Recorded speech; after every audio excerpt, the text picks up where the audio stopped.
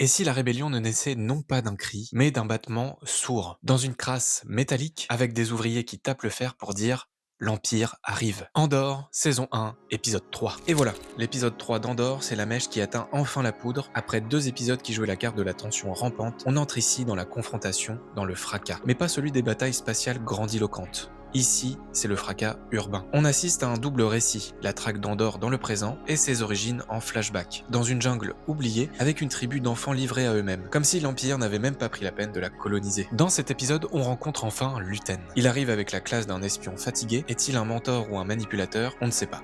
Son discours sur la nécessité de tout abandonner pour combattre l'Empire donne froid dans le dos, même s'il est convaincant. Ce 3e épisode, c'est du thriller en huis clos, camouflé dans un quartier industriel. La mise en scène de Toby Haynes se densifie. Le montage alterne flashback est présent avec fluidité. Et puis, il y a cette scène absolument brillante, où les ouvriers frappent le métal pour signaler l'arrivée de l'ennemi. C'est simple, c'est brut, et c'est surtout profondément symbolique. Ici, la résistance commence avec des outils de travail. Pas de sabre, pas de vaisseau, juste des masses, des enclumes et une rage sourde. Et puis, il y a le crescendo final. Poursuite, fusillade, tension à couper au scalpel, c'est un mini-film et probablement l'un des meilleurs tiers d'introduction d'une série Star Wars à ce jour. L'épisode 3 d'Andorre boucle son arc introductif avec maîtrise. C'est du cinéma dans une série. Un thriller social qui pose les bases d'une insurrection pas encore née. Un monde où chaque décision coûte cher, où la résistance est une question de survie et où chaque personnage porte le poids d'un monde qui vacille.